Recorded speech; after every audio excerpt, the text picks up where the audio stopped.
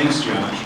Well, Josh ruined my first poll the audience question, which was going to be, which one do you think is older? But I happen to be Josh's older brother, so I'll go with my second poll the audience question. So I'm talking about water today and the interaction between water and grasslands. So how many people in this room drink water?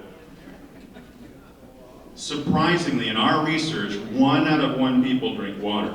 So we found that it's an important topic for most people, water is. So that's that. So I'll talk to you a bit about water quality and water and its relation to grasslands and how these two are connected. Okay, so grasslands and water quality. So grasslands are very important to South Dakota. We've heard some of that already, and you all wouldn't be here if you didn't believe that.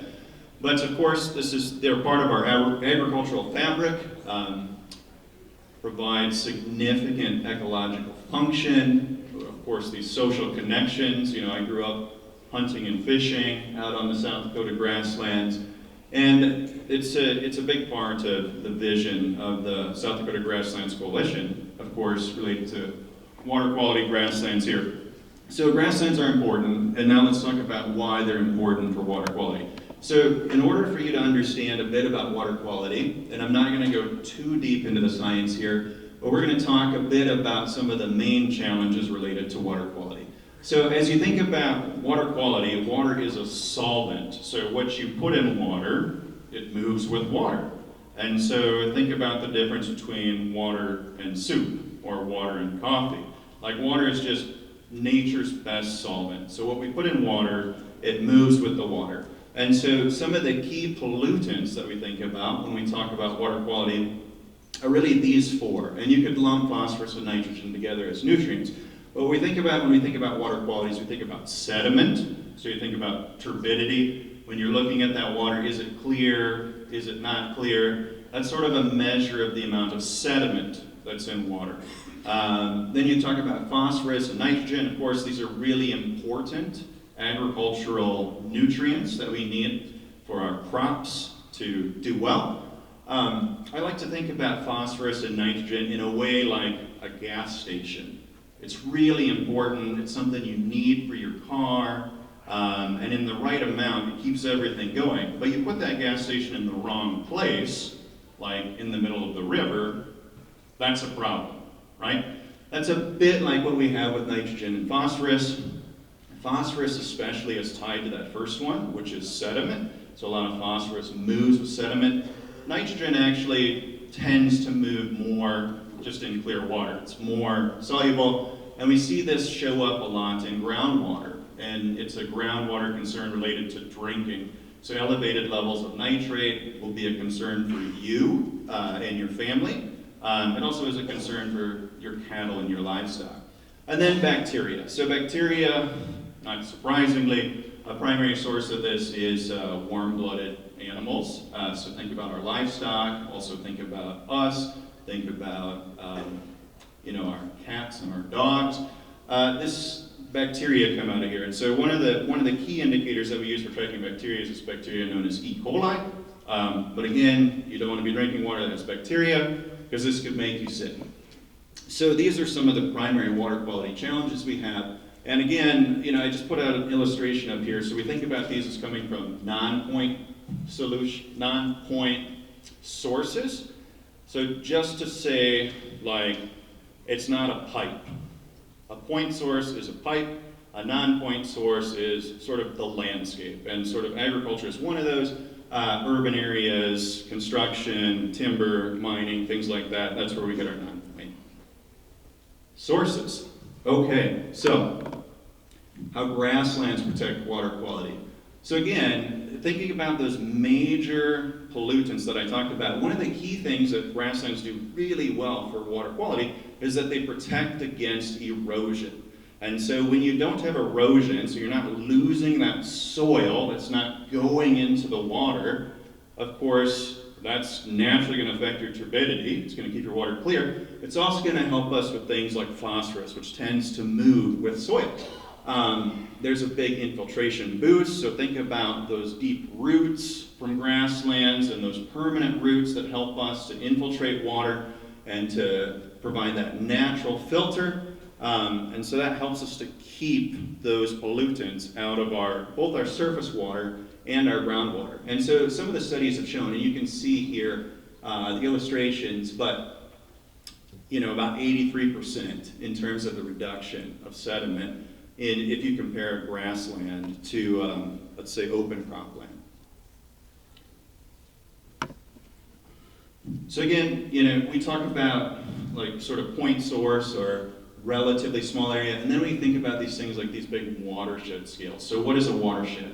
A watershed is basically, think about, we're here in Mitchell, so we're near to the James River. A watershed is all the water that flows into the James River. So you think about, way back up north or, east or west of the James River, it would be all that water that comes in. So there are significant watershed scale benefits as well from grasslands in terms of the way that they protect the whole watershed and what comes downstream. And this will be important as I move into some additional later slides as we talk about riparian buffers. But again, from a watershed scale, what we can do is we can start to think about all that water that comes in affects water quality, because it all adds up. And so grasslands, again, they protect us, they help us reduce things like the sediment load, the nutrient load, and keep that water quality pure. And there's been some interesting work that's been done related to the placement of grasslands in the watershed. Think of sort of at the top of the watershed versus the middle versus downstream and how that affects different pollutant loads. The important thing is, all in all, grasslands are good for water quality. And if you get into this talk, it's that grasslands are good for water quality. Okay, so now let's talk about riparian areas. So riparian areas are like that magic zone where the water and the grassland meets. So it's right at that edge between, think about like a stream or a river or a lake. It's right that edge, the edge of that surface water and the grassland. And so the riparian areas, there's that vital transition area. You can tell because you can see the vegetation changes. Sometimes there's water flowing, so that's an obvious sign. Sometimes there's not. There'd still be a riparian area. You can tell by the change in vegetation. These are really important in terms of resilience and also habitat. So they help protect the water that's moving into some of that surface water that's moving downstream. And of course, these are the areas that you look at, and when we're talking about, for example, going out and hunting pheasants, like we're going to be walking through some of those areas because that's going to naturally hold and help wildlife. So the Riparian Buffer Initiative is actually a program from Danner that helps us with, putting in these buffers around the riparian areas. So you can see, again, we've talked about some of the proven effectiveness of these, but the idea is that you put in the buffer around the surface water so that you're taking advantage of the natural filtration and pollutant reduction benefits of grasslands in particular around riparian zones. And so these programs, and this program in particular, accelerates the opportunity to restore these riparian zones.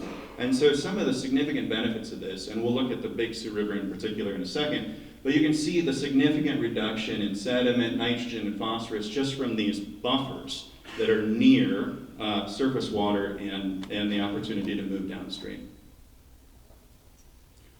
So water quality, how does this work?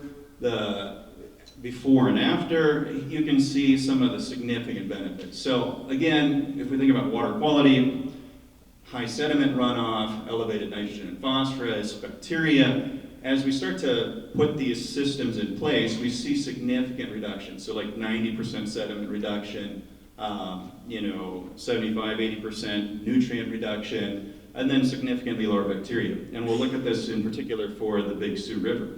Of course, erosion and stability, so you start to stabilize some of these systems, and you get the benefits of that, and you also get the significant benefit related to wildlife and habitat. So I did mention that this is related to, are you adjacent to a qualifying space?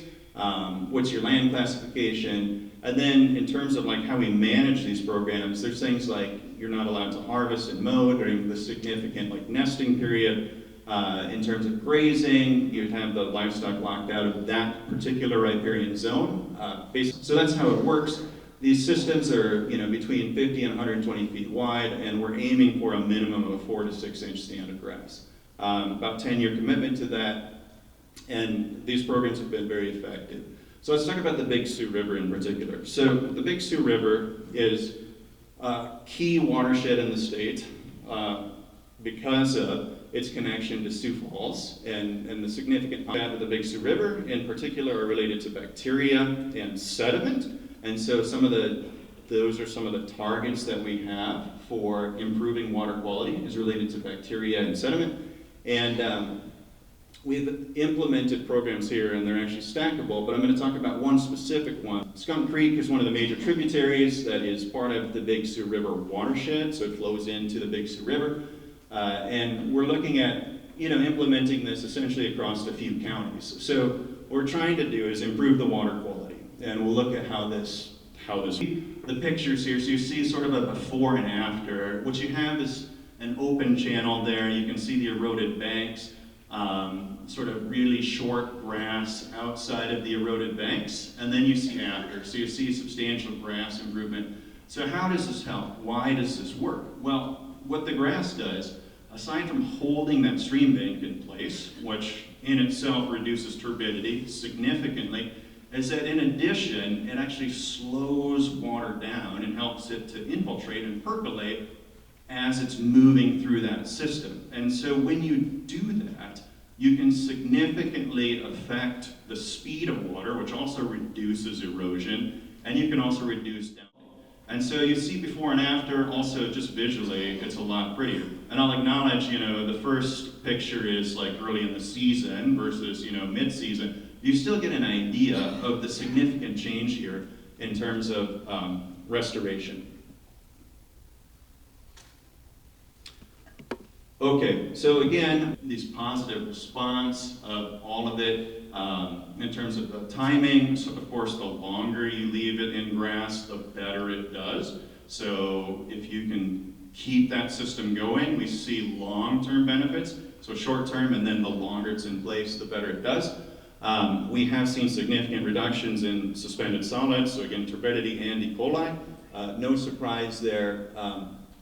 And then the last point here is around modeling. So in our work, we do a lot of modeling of water quality. So we try to predict, like, what are the major things that impact water quality. And so one of the major influences, is no surprise to anyone here, is how often it rains, what's in runoff, you get more sense. And this, like these riparian buffers, these actually become a significant factor affecting that modeling that we can put in to predict water quality. And that's important. Okay, so sort of last slide here. What you can do. So again, there's opportunities for, if you're in buffers, you can participate in these programs. These programs are stackable. So you can get multiple benefits, and I know other speakers will be here that will talk about some of these programs and have much more detail than I do.